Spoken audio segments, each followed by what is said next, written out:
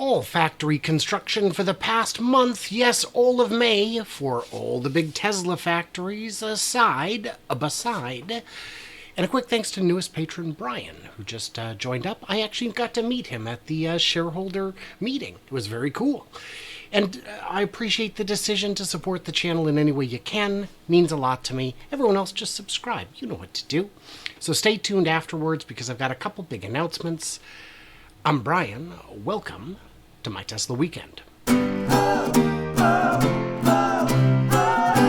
In Fremont, there was an area that had been cleared out near the casting machine where they were doing some rework. They've got new permanent covers in there. Very nice. It's a little safer, a little more convenient, a little nicer. Not as exciting as we had hoped. There's also an area near the casting machine on the other side that was cleared out. They put some dirt in. The dirt's gone. Maybe something will go here. In Shanghai, the southeast area, just outside the perimeter, is being broken up very nicely. It's just about cleared. We may see something built here soon. And the solar installation on the rooftop appears to have paused. They've now got covered about 60% of the entire site with photovoltaic cells. In Berlin, at the north of the site, the stamping room, it's got roof, it's got walls, it's almost done. They're even putting in the windows as we speak. The bike path that runs from the city out to the site and beyond is done. It's publicly accessible. You can enjoy it at your leisure. The overpass down on the freeway there, all the foundations are in. They're doing backfilling and grading the off-ramp. And for that matter, there are trees added along the highway and in the parking lot with some landscaping there as well. And the main building has got quite a bit of solar, like also about 60% coverage. It also appears to have stalled. There's grading going on in the employee parking lot where we had seen these solar canopies attempted to be built. The solar canopies are not underway. The parking lot is, so that's nice. Hopefully they'll get the permits sorted out. The road widening is going very well. And the superchargers that we saw put in are now operational. There's also a microwave there, vending machines, tables, toilets, and footings to later install solar canopies, presumably when they have permits. The rail station, which is scheduled to open in Q4, we believe, it's got its canopy arms put up. The platform appears to be in place, and the underlayment for the track itself is there. They've also put the junction for the commuter rail line out on the main stub, so that's important. The 4680 building has got a ton of new solar on its roof as well. And to the far northeast, we've seen some more grading work, but we've also seen foundations going in, concrete slabs with rebar, and they've even started building block wall construction up there for something.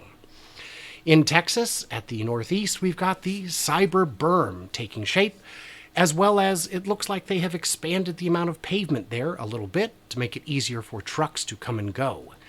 Inside the casting cathedral right there, they've been doing some concrete rework, which is going to allow for heavier equipment. They probably figured this out because they've got the equipment in there now and they know what they need. There are also tons of castings outside, which is encouraging. It means that will not be a bottleneck. And what would Texas be without tearing up some concrete on the east side and reworking it? At the southeast corner of the building, all of the equipment we have seen waiting to go into the stamping building has gone in. Now, those folks who are saying, oh, they're at 5,000, maybe they'll cap out at 6,000 a week. No, that was for one line. I know from having been there, they're going to have 3 lines. They've already got the casting machines in, the stamping machines in, and the robots for the line in. All they have to do is complete configuration and get those lines running. At the south end of the building, the loading platforms have been removed, the scaffolding ones. This is to allow imminent expansion of the building southward. We can see utility trenching is taking place, and in this area, while you can't see it, geopeering has begun. They had to temporarily stop because unseasonably wet weather meant that the soil was just too soft in which to do the work. On the west side, the main entrance is more or less done. It still needs stainless steel cladding, which they will add soon enough. There's a graded area south of the retention pond over by the parking lot. This appears to be finished. And further to the east of it, there's a leveled off area, which has been graded, and they're now putting in a shop. The cathode building has seen most of its scaffolding removed, almost all of it, implying that this is nearing completion. We've seen a lot of the equipment go in. This remains on pace to likely enter production by the end of the year. On the other side of the cathode building, the Evapco heat exchangers have been installed, and these may not look like much, but those fan blades are about 3 meters across, yes, 10 feet across, if not larger. These are very significant pieces of equipment. The die shop is basically closed off. It has all of its walls. It has its roof, including the underlayment, the insulation, and the top layer. Basically, all this building is waiting on is windows and doors, and of course some work inside. Over at the switchyard, we can see them adding a lot of finishing gravel. This is one of the last things you do before electrifying the system. This suggests they're getting very close to done. In the Megapack area just next to it, the groundwork continues. Conduit has been laid, drainage fields are in, pipes are done. They've even started installing the platforms upon which the Megapacks will be installed. This is getting real exciting, and I think within the next 2 to 3 months we'll see this taking shape with actual Megapacks installed. On the far west side, on the other side of the highway, the grading has gotten out of control. It is huge. The amount of flat space they have available is getting ridiculous. They could put a building over here or something else. They've added a retention pond, which has gotten a little eroded by those unexpected weather patterns, but it's all looking great. You can even see a divided road taking shape. And to the north of that, on Tesla Road, they're widening it all the way out to the Farm to Highway, Farm to Market Road, Farm to Market Road, I think it's called. And it's looking also very good. In Mexico, well, I'm still looking for a pilot, so if you know anyone in Nuevo Leon who could help me out, I'm hiring.